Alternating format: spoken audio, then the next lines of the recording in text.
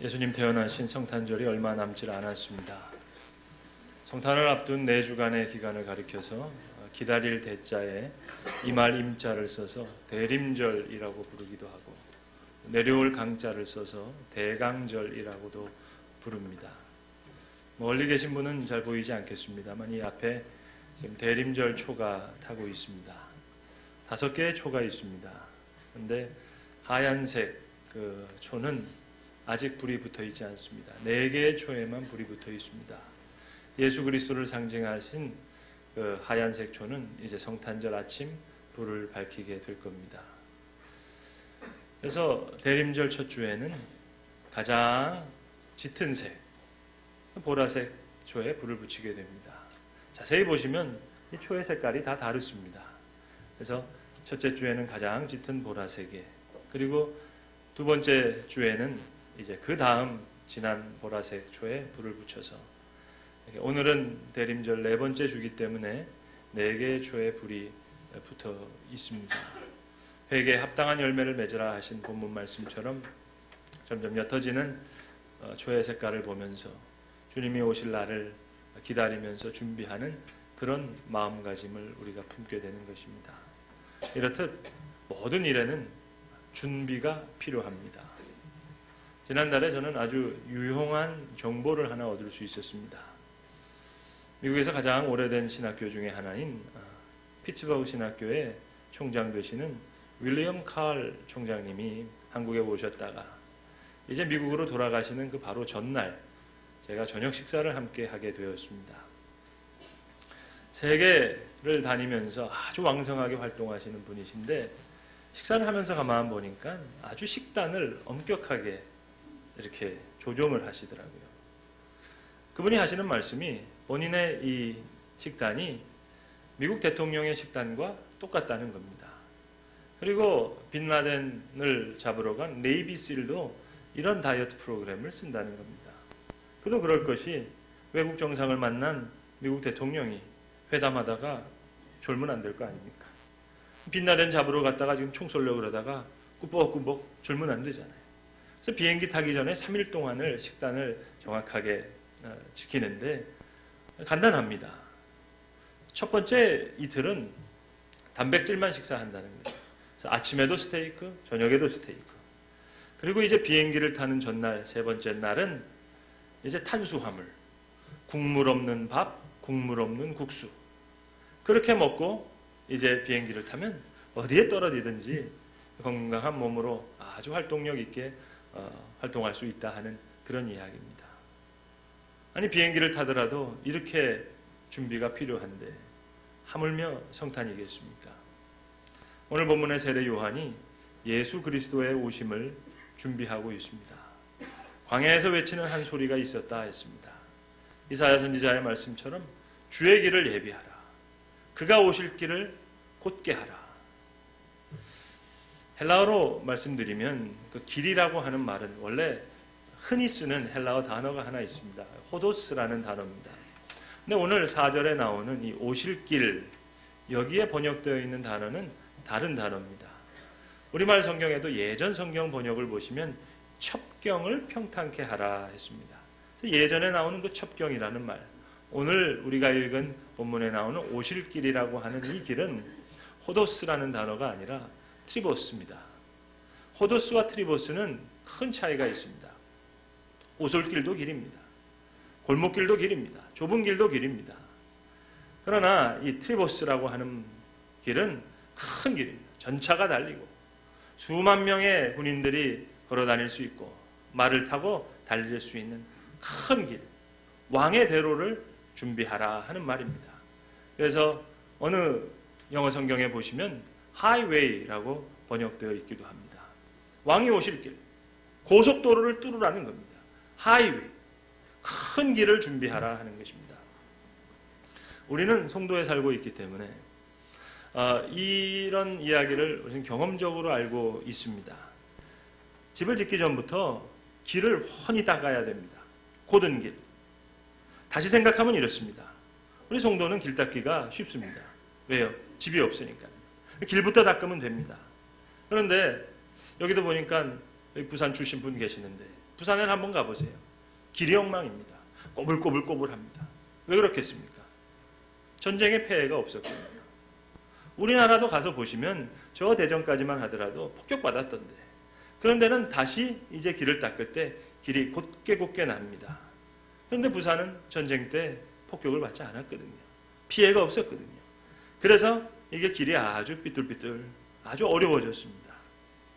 여러분, 길을 내기 위해서 이미 있는 낡은 집 헐어버려야 합니다. 때에 따라서는 좋은 집이라도 때려 부숴야 합니다. 만약 집 하나를 지어놓고 이것은 절대로 손 못 댄다 이렇게 하면 그 마을 길은 다 엉망되는 겁니다. 바로 길을 곱게 하려면 우리의 가졌던 모든 이전의 삶을 청산해야 합니다. 그대로 두고는 절대로 바른 길을 낼 수가 없습니다. 곧은 길이 필요합니다. 큰 길이 우리에게 필요합니다. 모든 골짜기가 메워지고 높은 산과 낮은 산이 낮아지고 굽은 길이 곧아지고 험한 길이 평탄하여질 것이다. 너무나도 귀한 말씀입니다. 그렇습니다. 튀어나오는 것 깎아내야 됩니다. 낮은 골짜기는 메워야 됩니다. 높은 산은 굴을 뚫어야 됩니다. 강 위에는 다리를 놓아서 활짝 열린 그런 평탄한 길을 만들라는 겁니다. 예수 그리스도를 모실 수 있는 길, 그분이 오실 수 있는 길, 하이웨이, 트리보스, 넓고 곧은 길이 필요합니다. 오늘 성경은 이 주님을 모실 수 있는 이 길에 대해서 4가지로 설명하고 있습니다. 하나하나 좀 살펴보기를 원합니다. 첫 번째는 모든 산이 낮아져야 합니다. 예수님 당시로 보면 왕을 생각할 수 있을 겁니다.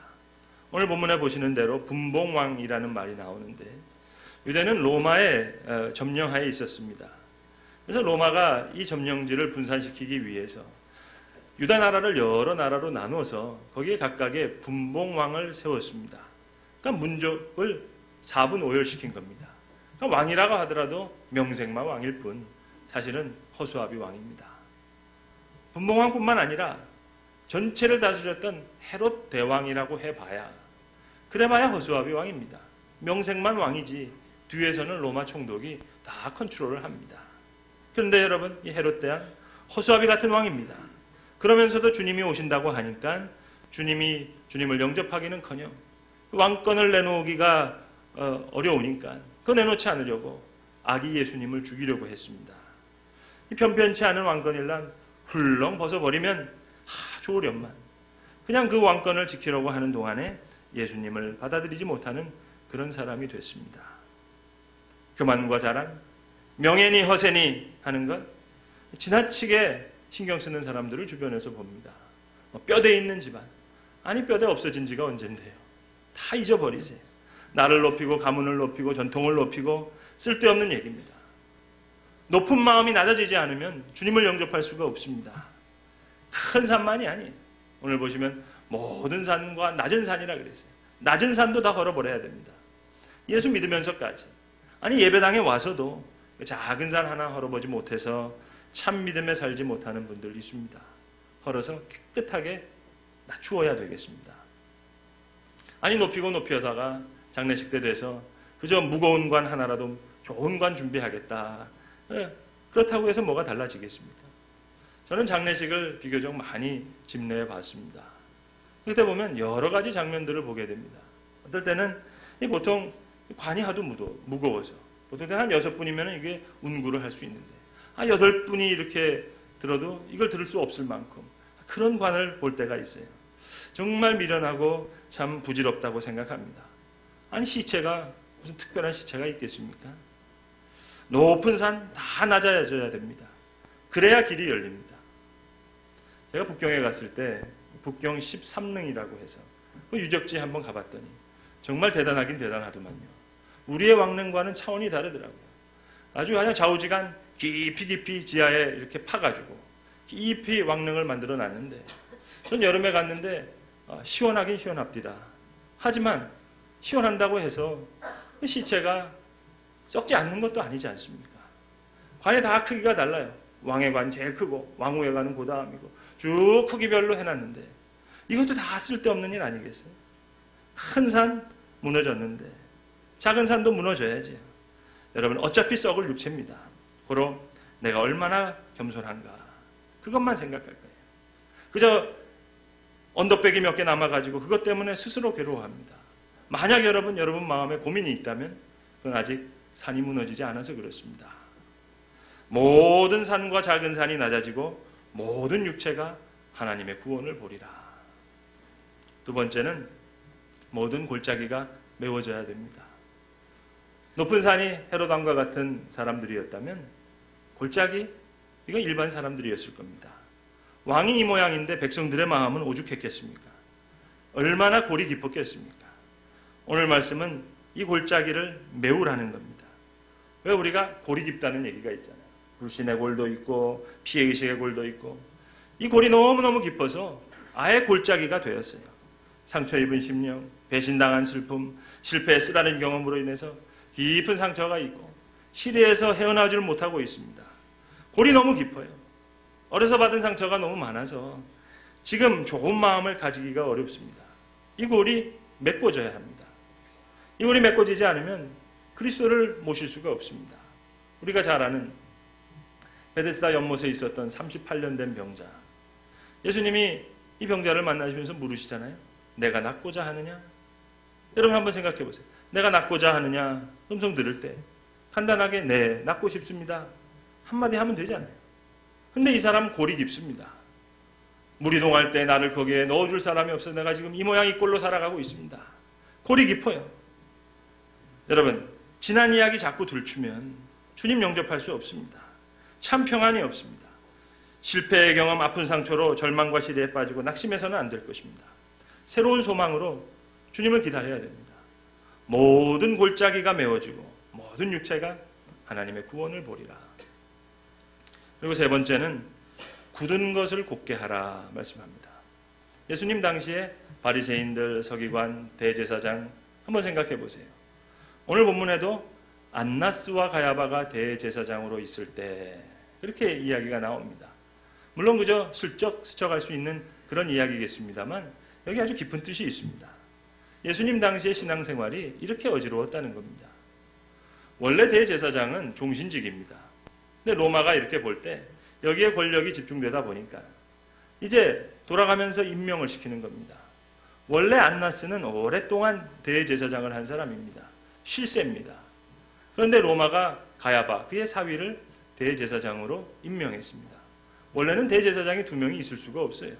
근데 안나스와 가야바가 대제사장으로 있을 때 이만큼 종교생활이 굽어졌습니다. 그래서 성경에도 보시면 예수님을 사람들이 잡고 나서 맨 처음에 와서 안나스에게 가고 그 다음에 가야바에게 가고 그 다음에 헤롯 왕에게 가고 그리고 빌라도 총독에게 가는 모습을 보게 됩니다. 삐뚤어져 있어요. 지금 굽어 있어요. 우리의 심리도 그렇습니다. 왜곡되고 삐뚤어진 심리. 주변에서 보면 매사에 삐뚤어진 사람들이 있습니다. 언제 어떤 사건을 보더라도 이게 참 굽어져 있어요. 어떤 두 분이 대화를 하는데 이렇게 대화하시더라고요. 하나님께서 아담의 갈빗대를 취해서 하와를 만든 그 얘기를 하면서 한 남자가 이렇게 얘기해요. 아이 하나님 너무하신다. 하나님이 도둑도 아니고 이 남자 이렇게 재운 다음에 그 갈빗대를 취하는 게 어딨냐. 그렇게 얘기하는 분이 있는가 하면 그 얘기를 듣고 있는 다른 사람이 이렇게 얘기합니다. 아니 하나님 좋으신 분이지. 마취하지도 않고 안 아프게 잘 주무시게 하다가 그리고 슬쩍 빼가지고 여자 하나 만들면 아니 갈빗대 몇 개라도 주겠다. 좀 예쁜 여자들 좀 많이 만들면 좀 부인도 많고 좋다. 물론 좀 우스개 얘기지만 마음만은 좋지 않습니까? 깨끗한 마음, 감사하는 마음. 여러분 구부러진 마음에는 빛도 굴절작용을 합니다. 어떤 상처를 입었는지 알지 못하지만 만사를 부정적으로 보려 하니 평안도 없고 그리스도도 영접할 수가 없습니다. 구부러진 마음으로는 교회도 삐뚤어 보이고 하나님도 이상하게 보여요. 한번 생각해 보세요. 종교 지도자들도 예수님을 알아보지 못했다는 겁니다. 대제사장들도, 바리새인들도, 니고데모도, 다 서기관도 굽어져 있기 때문에 받아들일 수 없었습니다. 굽은 것이 곧아지고 모든 육체가 하나님의 구원을 보리라. 그리고 이제 마지막 네 번째, 험한 길을 평탄케 하라 말씀하십니다. 굽은 마음이 마치 종교 지도자들의 마음이었다면 이 험한 길 아마 여관 주인의 마음일 겁니다. 황폐해버진 말, 험한 길. 지금 험한 길, 그 험한 마음들이 있어요. 예수님 말구유에 나신 이야기를 들으면 참 세상 인심 야박하다 하는 생각이 듭니다. 아시는 대로 예수님 마구간에서 태어나셨습니다. 사람들이 이것을 가지고 이야기할 때 예수님 너무너무 겸손하셔서 낮고 낮은 천하디 천한 저 마구간 그것도 말구유에 오셨다 이렇게 이야기합니다만 사실 예수님이 말구유에 오신 더 큰 이유는 사람들이 인정머리가 없었기 때문입니다. 예수님 말구유에 난 그 이유를 누가복음 2장 7절은 이렇게 얘기합니다. 여관에 있을 곳이 없음이로라. 물론 많은 사람들이 호적하러 베들레헴에 왔습니다. 물론 여관에 빈 곳이 없는 것은 사실이지만 그래 출산이 임박한 산모를 마구간으로 내뭅니까? 말구유에 그렇게 태어나게 했습니다. 말구유에 태어나신 예수님 여러분 괜히 겸손하신 분으로 뒤집어 씌우지 마세요. 오히려 그 뒤집어 씌워서 우리 인정머리에 없음을 합리화해서는 안 됩니다. 구유에 누우신 예수님 볼 때마다 우리는 회개해야 됩니다. 부끄러워해야 됩니다. 후회해야 됩니다. 자기를 위해서는 아끼는 것 없으면서도 예수님에 대해서는 죄 거룩한 일에 대해서는 늘 인색하고 마음 없었음 반성해야 될 것입니다. 오히려 동방박사의 마음처럼 귀한 것을 드리면서 예수님을 섬기며 살겠다. 그걸 결단해야 될 줄로 압니다. 강원도 화학산 부근에 가시면 백운계곡에서 조금만 더 들어가면 됩니다.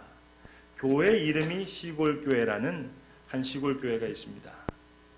임낙경 목사님이라고 하는 60이 넘으신 목사님 네 분이 30년 동안 30년을 하루같이 어디 오갈 데 없는 장애인들을 모아서 섬기고 계시는 교회가 있습니다. 이 교회는 예배당과 식당이 따로 없습니다. 그저 누워서 밥을 받아 먹으면 식당이 되고 무릎 꿇고 기도를 시작하면 예배당이 됩니다. 십자가도 없습니다. 교회 간판도 없습니다.